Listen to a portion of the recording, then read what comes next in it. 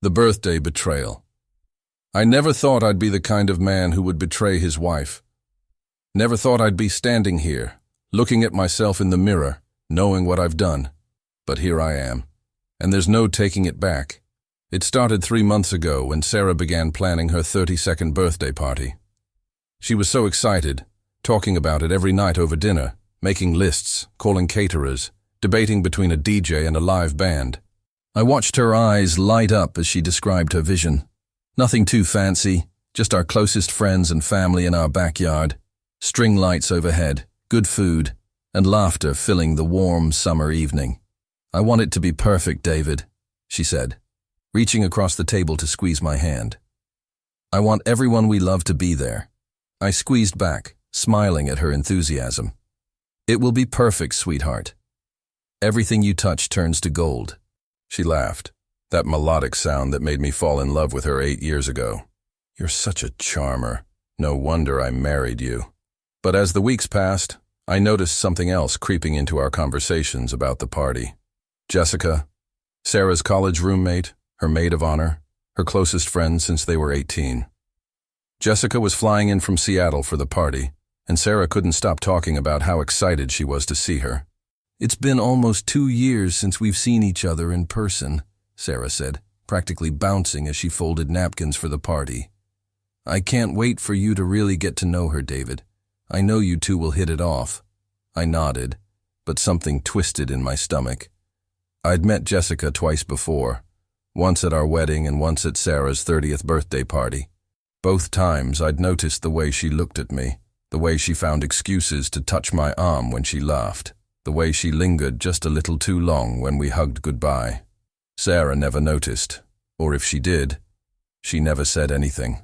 Jessica was her best friend, and Sarah saw the world through rose-colored glasses when it came to people she loved. The night before the party, Jessica arrived. I was in the kitchen, preparing marinades for the barbecue, when I heard Sarah's squeal of delight from the front door. Moments later, they came into the kitchen together, Sarah's arm linked through Jessica's. "David, you remember Jessica?" I looked up from the cutting board, and there she was, 5'6", auburn hair cascading over her shoulders, green eyes that seemed to see right through me. She was wearing a sundress that hugged her curves in all the right places, and when she smiled, I felt that familiar flutter in my chest that I'd been trying to ignore for 2 years.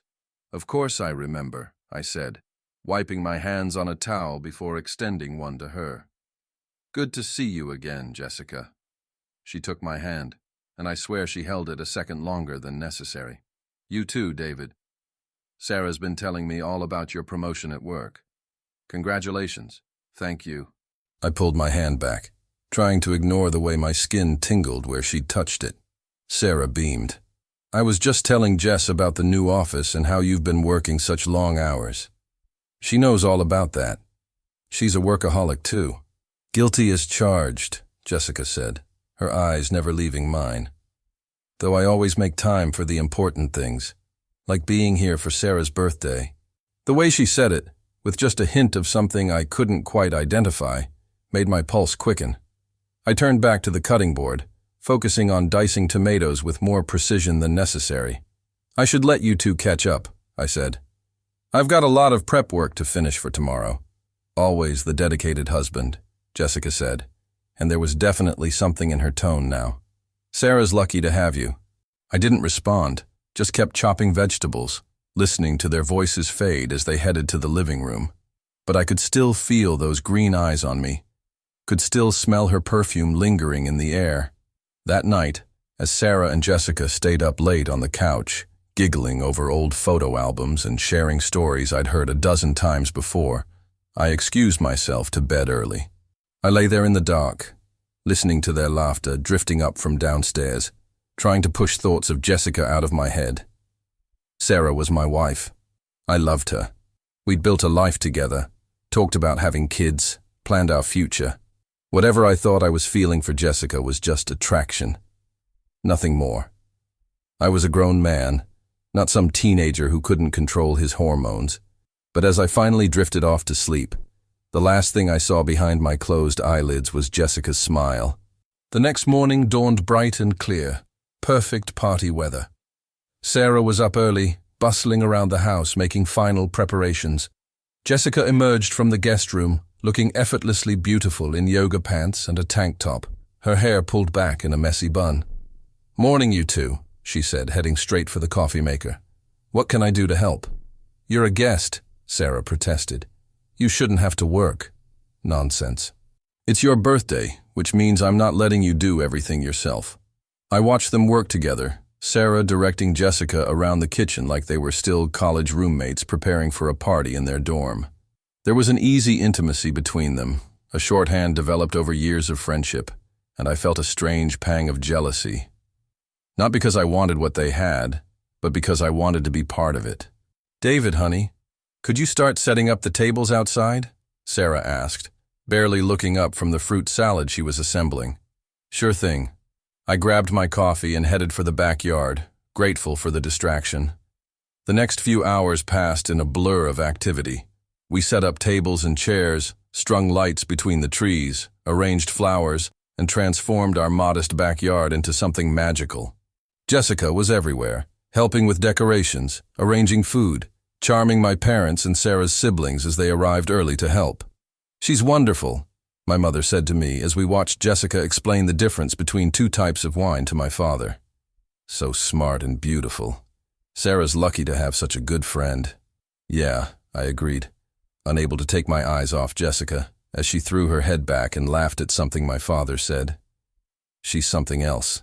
As the afternoon wore on, guests began arriving. The backyard filled with laughter and conversation, the smell of grilling meat and the sound of music. Sarah was in her element, floating from group to group, making sure everyone felt welcome and included. And everywhere Sarah went, Jessica was right behind her, the perfect best friend, charming everyone she met. But I noticed something else too. The way Jessica's eyes would find mine across the yard, the way she'd smile when she caught me looking, the way she'd brush past me just a little too close when she walked by.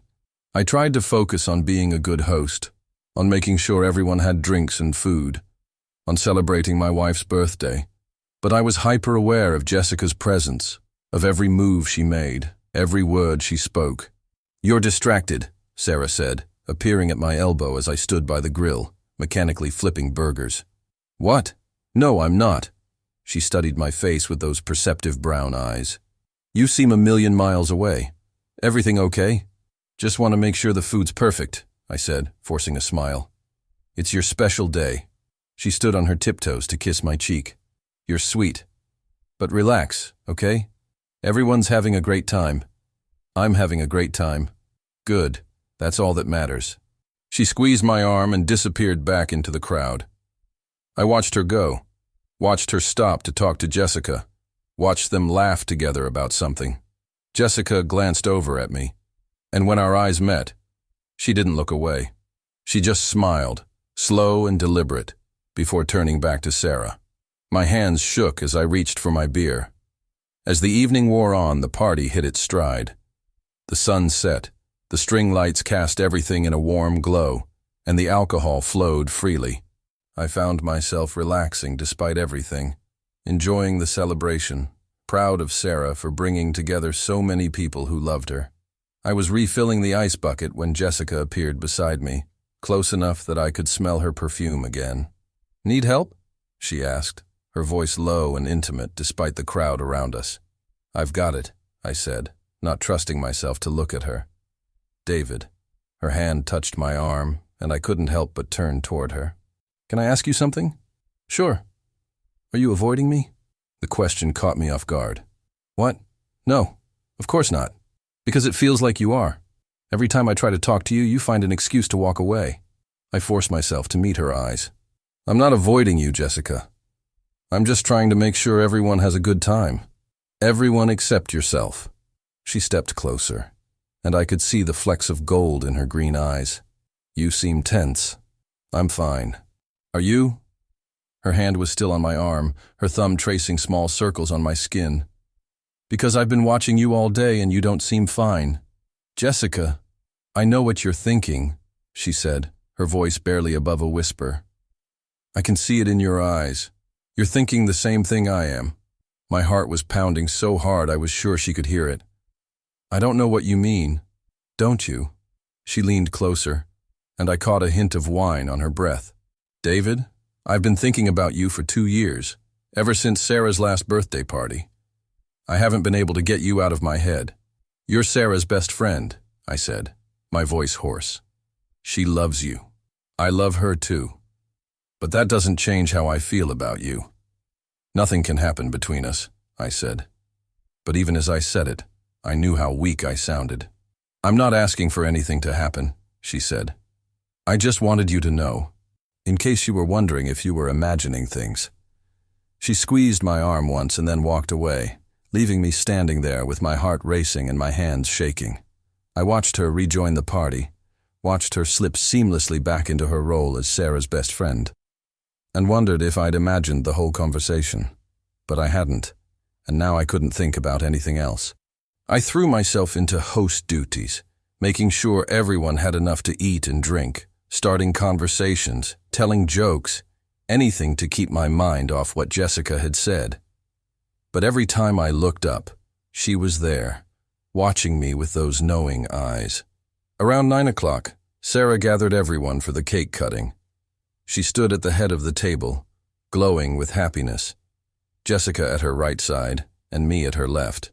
The candles flickered in the breeze as everyone sang happy birthday, and I watched my wife's face light up with joy. Make a wish, I said, leaning close to her ear. She closed her eyes, took a deep breath, and blew out the candles. Everyone cheered, and she turned to hug me, her arms wrapping around my neck. Thank you, she whispered. This is perfect. You're perfect. Guilt crashed over me like a wave. Here was my wife, telling me I was perfect on her birthday, surrounded by everyone she loved. And I was standing there thinking about kissing her best friend. I love you, I said, meaning it, hoping it would be enough to wash away the guilt. I love you too. She pulled back to look at me, and for a moment I thought she could see right through me, could see the war going on in my head. But then Jessica was there, pulling Sarah away for pictures, and the moment passed. The cake was cut and served. Conversations resumed, and I found myself helping clean up empty plates and refill drinks. I was carrying a tray of dishes toward the kitchen when I heard Jessica's voice behind me. David, wait up. I turned to find her following me, carrying her own load of dishes. Kitchen duty calls, she said with a smile. We walked into the house together, the sounds of the party fading behind us. The kitchen was empty, quiet except for the hum of the refrigerator and the distant sound of laughter from outside. You can just set those by the sink, I said, trying to keep my voice neutral. She set down her tray and turned to face me. David, about what I said earlier. We shouldn't talk about it. Why not? Because you're Sarah's best friend. Because I'm married to her. Because this is wrong. Is it? She stepped closer, and I backed up until I hit the counter. Wanting someone is wrong? Acting on it is. Who says we're going to act on it? But she was still moving closer, and I could see the rise and fall of her chest, could smell her perfume mixing with the scent of birthday cake and wine. Jessica, I'm not asking you to leave her, she said, her voice barely above a whisper. I'm not asking you to choose. I'm just asking you to be honest. With me. With yourself. Honest about what? About the fact that you want me as much as I want you. She was right in front of me now, close enough that I could see the flecks of gold in her green eyes, close enough that I could feel the heat radiating from her skin. My hands gripped the counter behind me, knuckles white with the effort of keeping them to myself. You're drunk, I said weakly. I'm not drunk. I'm just tired of pretending. She reached up, her fingers tracing the line of my jaw. Aren't you tired of pretending? I closed my eyes, trying to block out the sensation of her touch, trying to remember all the reasons why this was wrong. But all I could think about was how long it had been since someone had touched me like this, with want and need and desperate longing. Please, I whispered, though I wasn't sure if I was begging her to stop or begging her to continue. Look at me, she said. I opened my eyes and found her staring at me with an intensity that made my breath catch. I can't stop thinking about you, she said. I tried. God knows I tried. But I can't. We can't do this to Sarah. Sarah doesn't have to know. She's your best friend. And you're her husband. I know what this is, David. I know what it makes us. But I can't pretend anymore. Her hand was still on my face, her thumb tracing my cheekbone. I could hear my own breathing, rapid and shallow, could feel my resolve crumbling with every passing second. If you want me to stop, she said, tell me to stop. I opened my mouth to say the words, to do the right thing, to be the husband Sarah deserved. But what came out instead was her name, barely a whisper, more plea than protest. Jessica. And then she was kissing me, and I was kissing her back, and 8 years of marriage and friendship and loyalty disappeared in the space of a heartbeat. Her lips were soft and warm, and she tasted like wine and birthday cake and something else, something that was purely her. My hands came up to cup her face, and she pressed closer, her body fitting against mine like she was made for me. I could feel her heart beating against my chest, could feel her fingers tangling in my hair, could feel my world tilting on its axis. We broke apart, breathing hard, staring at each other with a mixture of shock and desire, and something that might have been love. We should stop, I said, but my hands were still on her face, still holding her close. Yes, she agreed, but she didn't pull away. We stood there, frozen in the moment, knowing we should step apart, knowing we should pretend this never happened. But then she leaned up and kissed me again. And I was lost. This time, I didn't hesitate. I kissed her back with everything I had, pouring 2 years of suppressed desire into the connection between us. She made a small sound in the back of her throat, and I felt it vibrate through my entire body. Not here, she whispered against my lips. I nodded, unable to speak, and she took my hand, leading me out of the kitchen and down the hallway toward the guest bathroom. My rational mind screamed at me to stop, to think about what I was doing, to remember the woman laughing in the backyard who trusted me with her whole heart. But I followed her anyway. The bathroom was small and dimly lit, the sounds of the party even more distant here. Jessica closed the door behind us and turned to face me, her eyes dark with want. Are you sure? She asked. I should have said no. Should have opened the door and walked back to the party, back to my wife, back to my life. Should have ended this before it went any further. Instead, I reached for her. She came to me willingly, eagerly, and we kissed again with a desperation that surprised me. Her hands roamed over my chest, my shoulders, my back, and I lost myself in the sensation of her touch. She was everything I'd imagined and more, soft and sweet and fierce all at once. I've wanted this for so long, she whispered against my neck, and I shivered at the feeling of her breath on my skin. Me too, I admitted, the words torn from somewhere deep inside me. We kissed again, harder this time, with less finesse and more raw need. I backed her against the door, my hands tangling in her hair, and she arched against me, making that sound again that drove me crazy. David, she breathed, and hearing my name on her lips like that nearly undid me. I kissed her neck, tasting salt and sweetness and that perfume that had been driving me mad all day. She tilted her head back, giving me better access, and I took advantage, trailing kisses along her throat until she was trembling in my arms. You're so beautiful, I murmured against her skin. So are you, she said, her hands working at the buttons of my shirt. I've thought about this so many times. Jessica, don't, she said, pressing a finger to my lips. Don't think, just feel. So I did. I let myself feel the softness of her skin, the warmth of her body, the way she responded to my touch. I let myself forget about everything else, the party, the guests, the woman who trusted me, and focused only on this moment. This woman, this need that threatened to consume me. We were lost in each other, in the kiss that seemed to go on forever, in the feeling of finally giving in to what we'd both wanted for so long. Her hands were in my hair, mine were on her waist, and nothing else existed except the two of us in this small, dim room, which is why we didn't hear the footsteps in the hallway. We didn't hear the doorknob turn. We didn't hear anything until the door opened, and Sarah's voice cut through the silence like a knife. David? Jess? What? We sprang apart, but it was too late. Sarah stood in the doorway, her face cycling through confusion, shock, and then devastating understanding. Her hand was still on the doorknob, and I could see the exact moment when her world shattered. "Sarah," I said, my voice breaking on her name.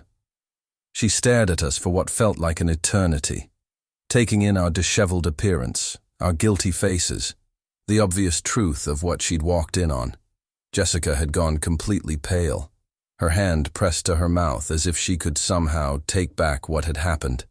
"I was looking for you," Sarah said, her voice eerily calm. Someone wanted to say goodbye. The three of us stood there, frozen in a tableau of betrayal and heartbreak. I wanted to say something, to explain, to beg for forgiveness, but no words came. What could I possibly say that would make this better? "Sarah, Jessica started. "Don't," Sarah said, holding up a hand. "Just don't." She looked at me then, and I saw my whole life in her eyes. Our wedding day, our first apartment, lazy Sunday mornings, dreams of the future. And I saw it all dying, killed by my weakness and selfishness. "How long?" she asked. "It's not," I began. "How long?" she repeated, her voice stronger now, edged with steel. "It just happened," Jessica said. "Sarah, I swear it just happened." Sarah laughed, but there was no humor in it. "It just happened, in my house, at my birthday party, with my husband and my best friend." She said the words like she was testing them, like she couldn't quite believe they were true. And maybe I couldn't believe it either. Had I really just kissed Jessica? Had I really just betrayed the woman I'd promised to love and honor? "Get out," Sarah said quietly.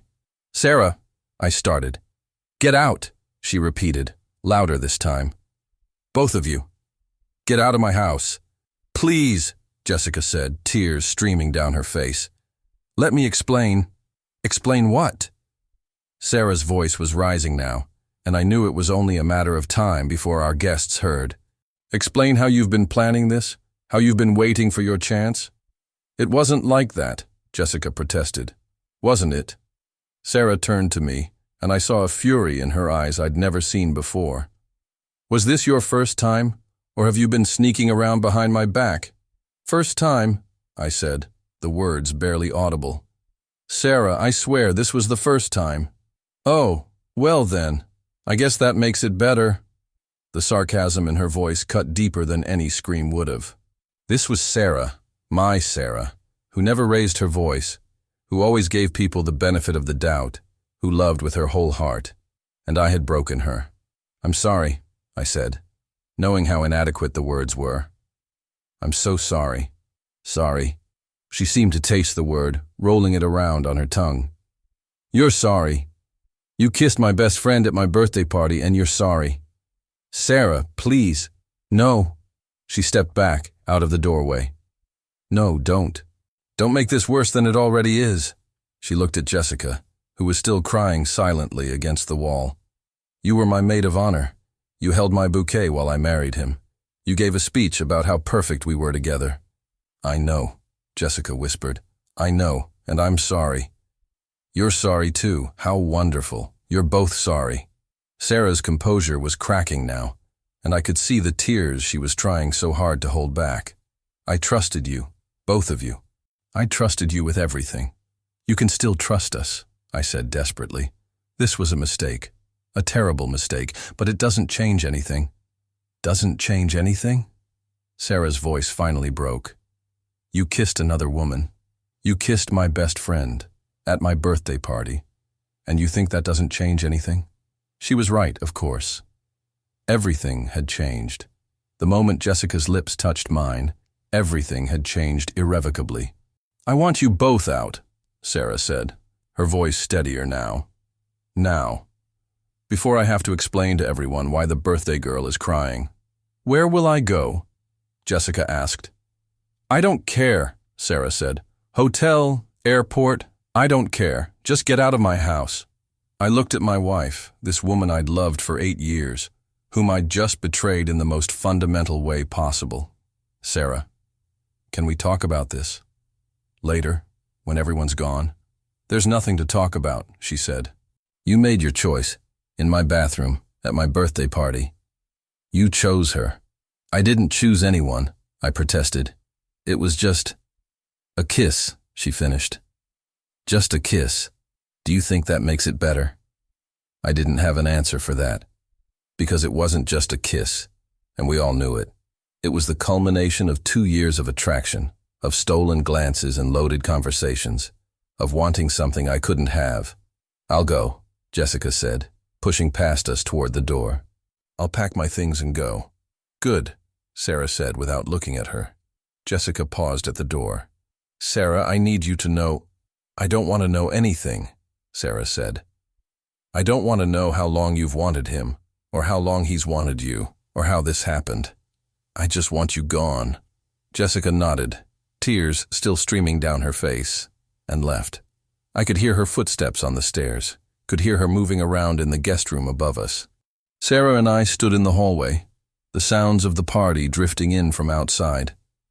Our guests were still laughing, still celebrating, still believing in the happy couple who'd thrown them such a wonderful party. I need to get back outside, Sarah said. I need to pretend everything is fine until everyone leaves. Sarah, don't. She held up a hand. Just don't. I can't do this now. I can't fall apart now.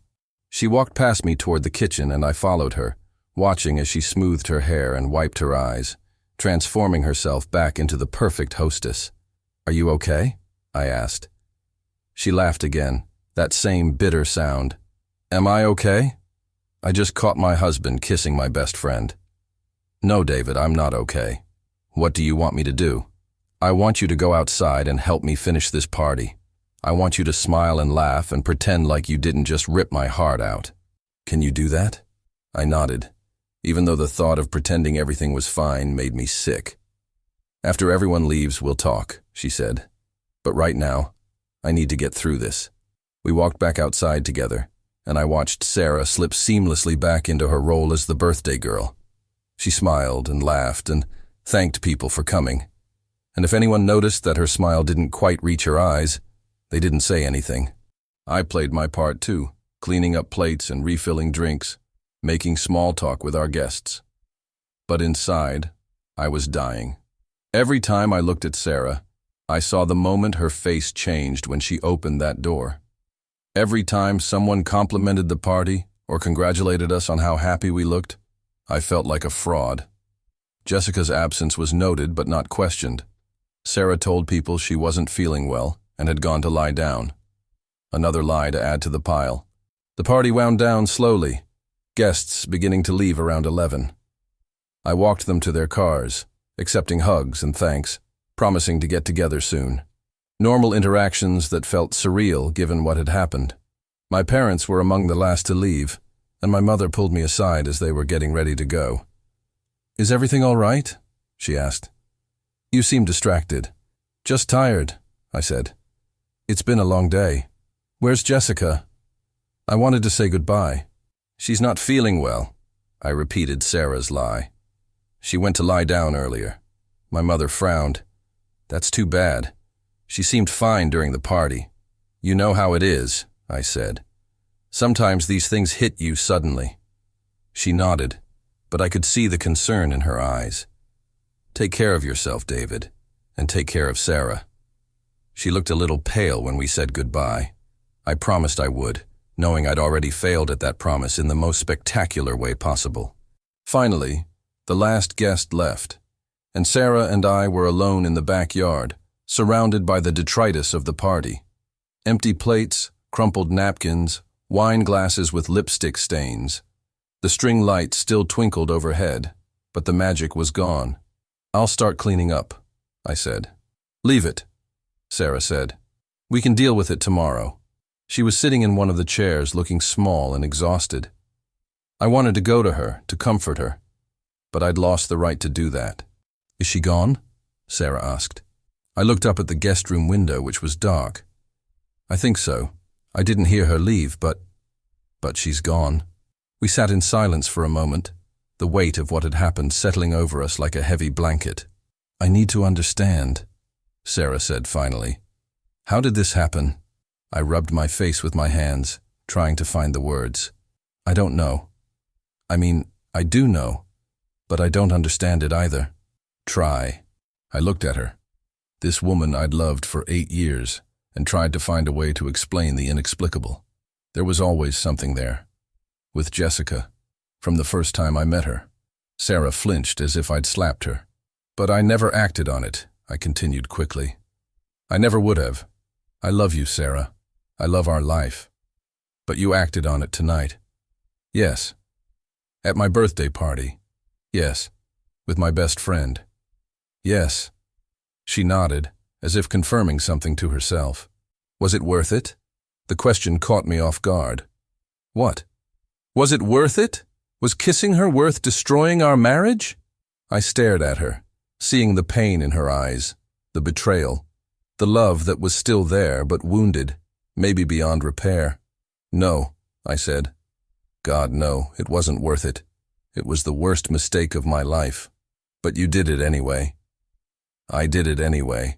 She was quiet for a long time, and I could see her trying to process what I'd told her, trying to understand how we'd gotten here. Did you love her? She asked finally. I love you, I said. That's not what I asked. I closed my eyes, knowing I owed her honesty, even if it hurt. I don't know. I thought I might. I was attracted to her, definitely. But love? I don't know. You don't know. Her voice was flat, emotionless. You destroyed our marriage for someone you might love. I destroyed our marriage because I'm weak, I said. Because I couldn't resist temptation. Because I'm a selfish bastard who wanted something he couldn't have. At least you're honest about that. We fell silent again, and I could hear the house settling around us, the normal sounds of our life continuing, despite everything that had changed. What happens now? I asked. Sarah looked at me, and I saw something in her eyes I'd never seen before. A hardness, a finality that made my blood run cold. Now you pack a bag, she said. Now you find somewhere else to sleep tonight. Now you give me time to figure out if there's anything left of us to salvage. Sarah? No, she said, standing up. Don't. Don't try to fix this tonight. Don't try to make it better, just go. I stood up too, my legs unsteady. Where will I go? I don't care, she said, echoing what she'd said to Jessica earlier. Hotel, your brother's place, I don't care, just not here. I nodded, understanding. How long? I don't know. A few days, a week. I need time to think. And then? And then we'll see if we can figure out how to move forward. If we can.